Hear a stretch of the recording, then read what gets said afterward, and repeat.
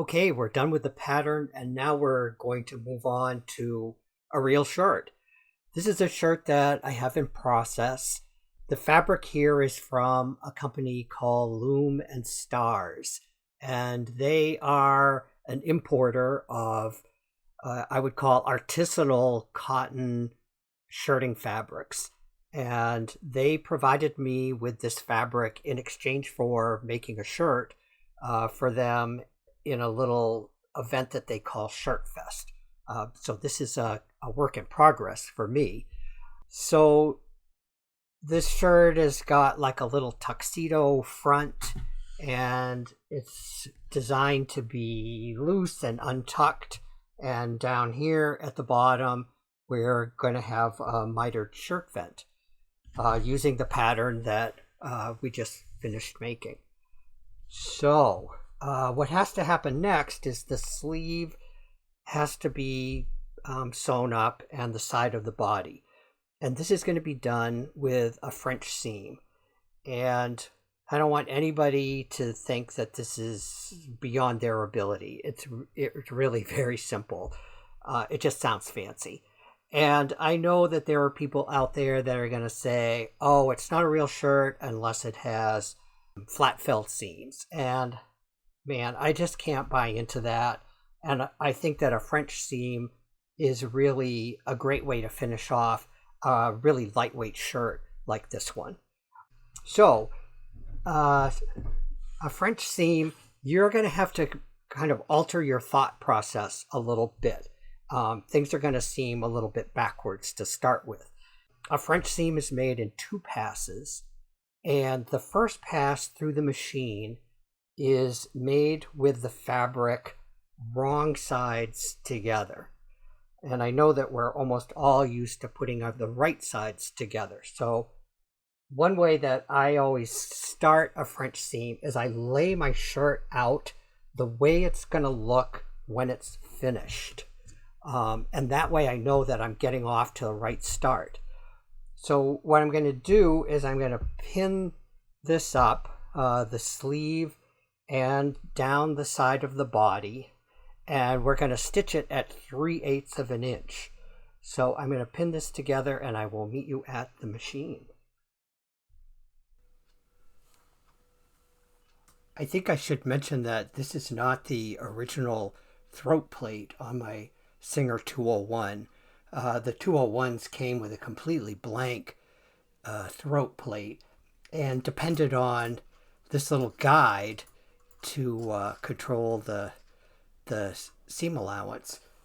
So I have a replacement throat plate, and I'm just going to set the little guide at the 3/8 inch mark, and this will make the first pass of my French seam very easy.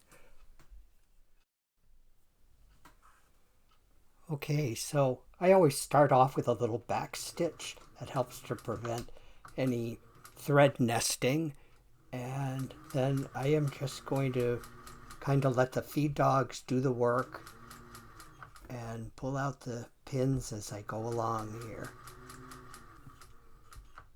I can't tell you how much I love the sound of this machine.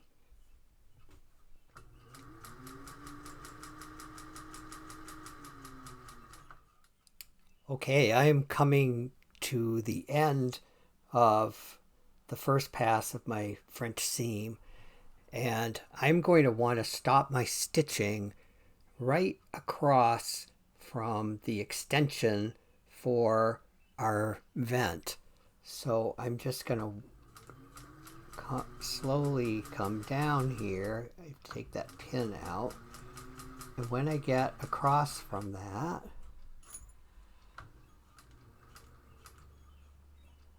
I'm going to back tack. And in fact, I'm going to do it a couple of times because we're going to end up clipping here. So this is the end of the first part of the French seam. The next step is to trim this seam allowance away. This is a little bit of a tricky bit. You're going to need to snip in just to the line of stitching right here. And this is my best tool for snipping. It's these old thread snips, and they tend to have a really sharp point. And so you just want to give this your full attention and just very carefully snip right to that line of stitching. Just like that.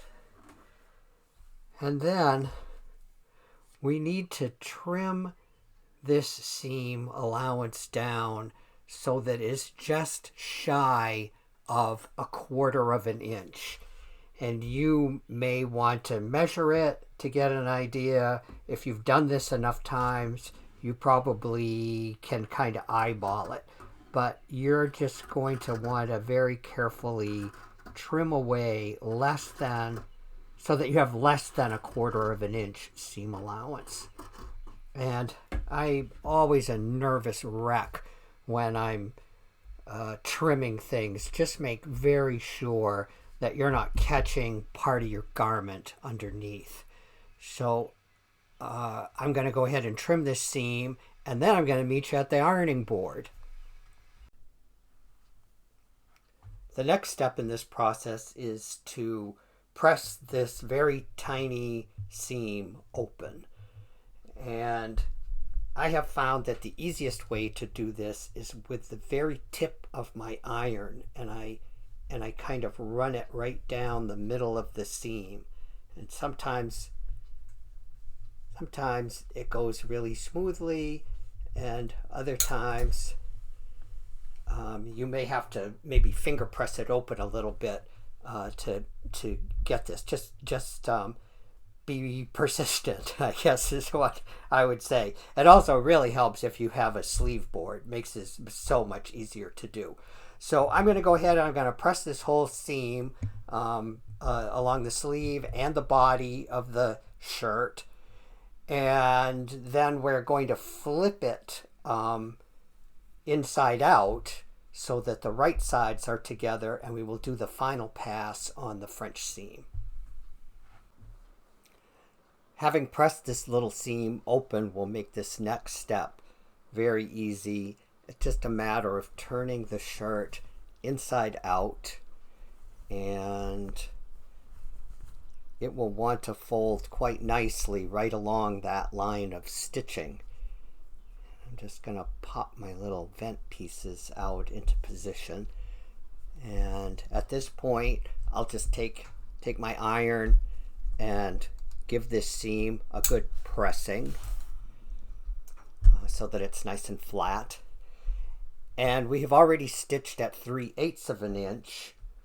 In this next pass we will stitch at just 1/4 of an inch, and that will equal the 5/8 inch seam allowance. And down here at the vent, I'm just going to place a pin directly across from my vent pieces, 1/4 of an inch in, so that I'll know where to stop my stitching. So I will start at the cuff end, we'll stitch down to the pin and back tack, and then I'll snip into that line of stitching just like we did before, and that's going to complete the French seam, and we'll be ready to move along to actually creating the mitered vent.